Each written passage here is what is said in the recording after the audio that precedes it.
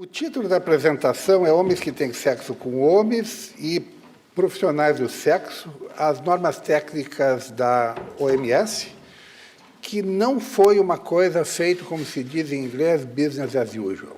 Foi feito de outro modo e é isto que eu gostaria mais de compartilhar com essa audiência. Antes de tudo, muito obrigado pelo convite. Para mim é sempre uma honra estar aqui, eu já tive algumas vezes, mas realmente a qualidade desse instituto, comprovada pelos dados apresentados na primeira parte da nossa reunião, faz a gente ficar orgulhoso e, ao mesmo tempo, ver o potencial enorme que isto tem a nível não só do sul da Europa, mas como da Europa toda, exatamente no instante que as coisas não estão tão fáceis e que se deve ficar claro que a contribuição de todos é muito importante. Para quem foram feitas essas normas técnicas? Absolutamente claro que essas normas, que felizmente o produto final já está aqui, foi trabalho duro de 4 anos, mas elas já estão impressas. A população-alvo foram para ambos os grupos, MSM e sex workers, que são importantes na dinâmica da transmissão do HIV e são parceiros essenciais numa resposta efetiva à prevenção do HIV. E que fique claro que homens que têm sexo com homens e profissionais do sexo são parte de populações chaves e são parte da resposta e são parte da solução. Por quê? Porque ambos os grupos, sex workers, por exemplo, têm um risco mais alto de estar infectados por VIH, porque têm profissionalmente parceiros sexuais múltiplos, porque têm dificuldade de acessar a prevenção, barreiras são importantes, estigma, discriminação, violência, e que vários programas a nível do mundo inteiro têm programas específicos, mas outros, tantas áreas do mundo, não têm intervenção alguma. Daí a importância de fazer. Entre homens que têm sexo com homens, outra vez, vulnerabilidade alta, uma epidemia emergente em países em desenvolvimento e uma epidemia que está retornando em países industrializados. E, embora se tenha tido uma evolução desde o início da epidemia do VIH, segue com alto índice de estigma, discriminação e violência. Por que foram feitas essas normas técnicas? Não porque saiu da nossa cabeça um belo dia, diz, vamos fazer. Não, porque houve uma demanda específica, tanto de autoridades quanto dos grupos. Na verdade, foi a primeira vez que se fez normas específicas, porque durante muitos anos se sentia que talvez acessando, fazendo alguma coisa para esses grupos específicos, se poderia aumentar estigma, discriminação, etc. E isso também era relacionado a um estigma interno, até hoje. Eu estou nessa desde o início da epidemia de VIH, eu estava com as MST antes dela, e cada vez que socialmente eu menciono, no ambiente social, ou mesmo no ambiente médico, que a minha origem é MST e que eu tenho um envolvimento muito grande com esse tipo de norma técnica, existe as pessoas ficam cestrosas, como se dizia. Não é alguma coisa que se tem que ver que o estigma de discriminação é interno, é externo e está entre nós também, inclusive dentro de nós mesmos. Quem é o público-alvo dessas normas técnicas? Somos nós. Somos nós. É um misto de... Essas normas são para saúde pública, essas normas são para ONG, essas normas são para Community-Based Organizations, essas normas são para Healthcare Providers, para doadores, para saber onde é que vai botar a verba, onde é que não vai botar, inclusive o Fundo Mundial. Então, Purpose não são normas específicas para serviços de saúde, mas essas normas são importantes para que o serviço determine o que vai fazer e o que não vai fazer.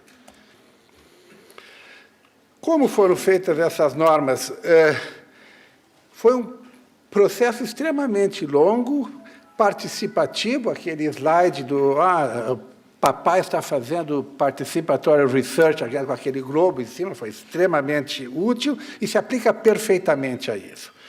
A OMS, atualmente, ela estabelece essa linha, que houve muita gente achando que talvez não fosse o caso, que não era muito bom, mas eu, ao final de 2 normas técnicas utilizando esse método, estou tranquilo que o grupo atingiu o máximo possível de qualidade técnica, tendo em conta custo e aspectos de implementação.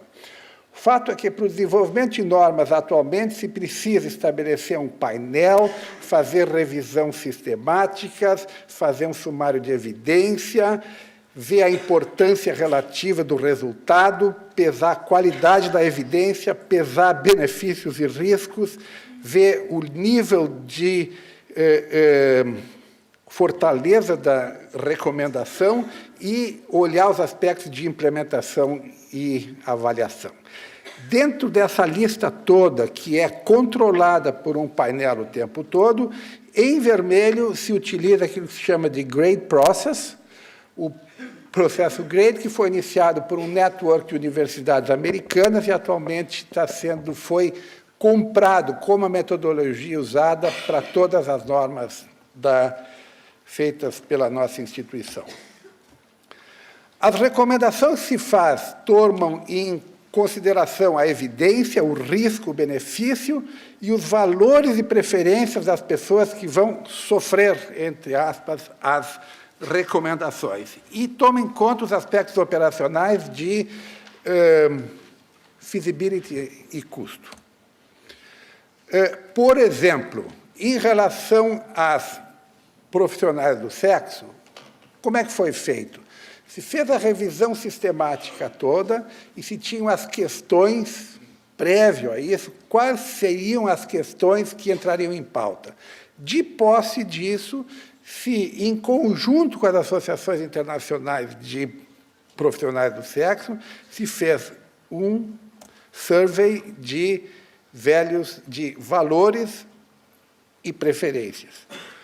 E foram esses os tópicos que entraram em pauta. O empoderamento era uma questão-chave, utilização de preservativo, a questão da despistagem de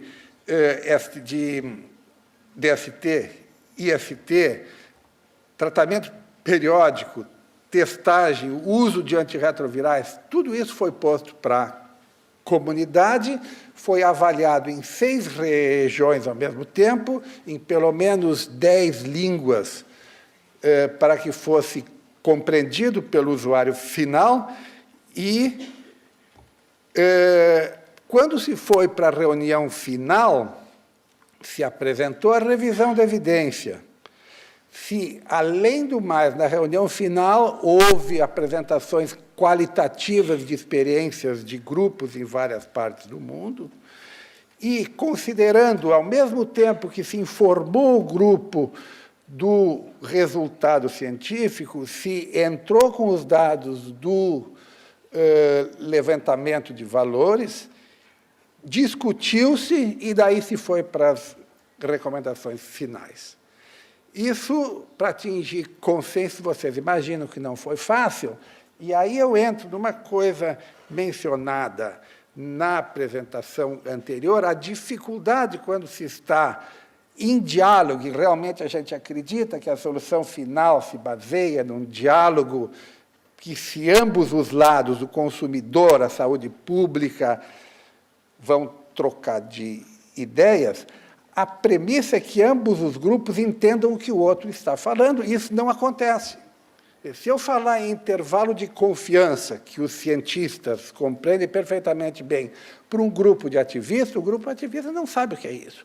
Se um cientista iniciar o diálogo e a pessoa disser que um mapeamento do trabalho sexual na Indonésia, em vez de ser bom, vai identificar os pontos para repressão ser mais fácil, o cientista vai dizer, mas como é que eu posso fazer se eu não sei onde elas estão? E elas vão dizer, ou eles, bom, mas onde nós estamos, se sabe onde nós estamos, não boto na cadeia. Então, essa tentativa, e nós no meio disso, né, a tentativa de explicar para um grupo e para o outro grupo como é que a linguagem é diferente. Isso foi possível não sem um custo. Na verdade, eu coordenando isso tudo, houve um ponto na reunião final que queriam a minha cabeça, porque eu tentava fazer o laço entre os dois grupos. No final, porque somos homens de bem, mulheres de bem, nos entendemos todos. Discutiu-se e as recomendações estão aqui. Eu não vou entrar pelo tempo quais são elas, eu vou rapidamente fazer um voo, dizendo que as normas técnicas foram impressas, não sem dificuldades internas na organização de editar e imprimir, porque chega a um nível, a pessoa diz, mas vem cá, a organização vai se envolver com trabalho sexual? Sim, é importante, os grupos são vulneráveis, mas esse convencimento interno teve que ser feito também. Recomendações, vamos aqui a uma coisa que não existiu, a Escola de Sagres, mas, bom, a gente admite que a Escola de Sagres, pelo menos na lenda, existiu, e, no final de contas, o meio cultural do infante Dom Henrique, na verdade, ele acabou fazendo recomendações que tinha a ser feito. E aí, com a melhor tecnologia existente na época, que foi o que nós fizemos aqui. Assim, uma pequena cotejo em relação ao nosso querido Portugal. O nível de recomendação que há de novo diz que nós temos dois níveis. Nós temos recomendações de boas práticas, que são princípios gerais derivados não da científica evidência, mas do senso comum e por acordos estabelecidos a nível internacional e na ética e human rights. Significa que, nessas duas guidelines, nós iniciamos por recomendações de boas práticas que não são baseadas em evidência, mas naquilo que o grupo acreditou e os acordos internacionais fizeram. Que, sem isso, não adianta implicar, não adianta tentar implementar a parte técnica, porque não vai funcionar. E, em relação a sex workers, dos quais nós temos um policy brief, isso tudo está na internet, é facilmente vocês download PDF, não imprimam, poupem algumas árvores e depois olhem no iPad de vocês, que daí vai dar dinheiro para outro lugar, mas o que a gente pode fazer? Pelo menos poupam-se árvores.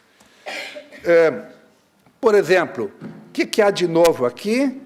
O que há de novo aqui? A primeira coisa que nós estamos nas normas técnicas de sex workers, pedindo que os países trabalhem para descriminalização do trabalho sexual e eliminação das aplicações injustas de leis non-criminal laws e regulations against sex workers. Isso eu vou dizer para vocês que não foi fácil, isso me tirou algumas noites de sono, não poucas, mas eu, pessoalmente, com as pessoas que estavam junto comigo, tivemos que fincar pé nisso. Na verdade, nós não conseguimos, e uma norma técnica de um processo desse tipo, não conseguimos escrever legalização do trabalho sexual, que, do ponto de vista de boas práticas, do ponto de vista de nós, seria o ideal, mas isto passou com dificuldades de ambos os lados. Além do mais, uma boa prática, eu não vou ficar nas técnicas, mas essa é importante de ler, que governos devem estabelecer leis antidiscriminatórias e outras leis para respeitar direitos, para proteger sobre discriminação e violência e outras violações dos direitos experimentados por trabalhadoras sexuais em ordem de aumentar os seus direitos e reduzir a sua vulnerabilidade para HIV e impacto de SIDA. Anti-discrimination laws and regulations should guarantee sex work right to social, health and financial service. Aí entrou não só a parte de descriminalização, mas o direito à saúde, que está escrito, e agora todo mundo vai poder dizer, a norma técnica da OMS, feito conjuntamente, está dizendo isso. Não é alguma coisa que o diretor de programa ou uma ONG vai dizer, a gente acha que não. Está feito por consenso, num processo absolutamente transparente. As recomendações técnicas cobrem prevenção, cobrem screening voluntário, cobrem o oferecimento de tratamento periódico, cobrem o que o teste seja voluntário, cobrem direito a antirretrovirais, redução de danos e vacinação.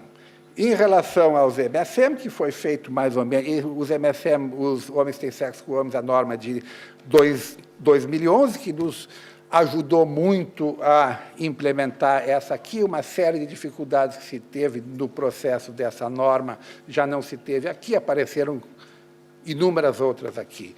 Mas, conceptualmente, nós temos, outra vez, para homem que tem sexo com homens, as boas práticas, human rights, e não discriminação. Prevenção, temos recomendações do ponto de vista individual, comportamental e de uso de substâncias ilícitas, uma grande parte de testagem voluntária e, outra vez, a parte de acesso a antirretrovirais. Eu não vou... Relembrando que temos condoms, relembrando que a prevenção pode usar inúmeros métodos, que o teste deve ser voluntário e ligado à atenção e antirretrovirais, senão não é ético e não funciona, e que nós temos que antirretrovirais é o mesmo que funciona para qualquer outro grupo.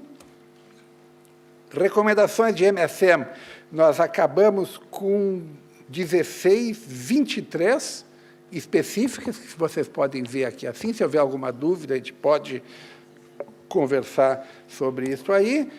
E, bom, e dizer que isso aí é o princípio, né? É o princípio. Está escrito, nós temos um instrumento de implementação do ponto de vista técnico e do ponto de vista humanístico. Como todo mundo cita o Fernando Pessoa sempre, eu fui no Miguel Torga, que talvez seja o único livro de poesia que eu li do princípio até o fim, e voltei a ler outra vez, dizendo que hino aos deuses, não. Os homens é que merecem que lhes cante a virtude. Bichos que lavram o chão atuam como parecem, sem o disfarce que os mude. Apenas se os deuses querem ser homens, nós os cantemos e a soga do mesmo carro. Com os aguilhões que nos ferem, nós também lhe demonstraremos que são mortais de barro. Quer dizer, está nas nossas mãos, como técnicos, como NGOs, como homens que têm sexo com homens, como homens que têm sexo com mulheres, mulheres que têm sexo com mulheres, temos todos nós, depende de nós, com circunstâncias e barreiras enormes. E, bom, agora voltando a ele, né? Porque é incontornável, né? É incontornável. A pergunta é se vale a pena fazer isso tudo, né? E, bom, esse é o poema em português mais citado do mundo inteiro, mas é citado não porque só tem fã, porque é bom. Se valeu a pena, claro, tudo vale a pena, a Sama não é pequena, e quem quer passar além do bojador tem que passar além da dor. Deus ao mar o perigo e o abismo deu, mas é nele que espelhou o céu. Muito obrigado.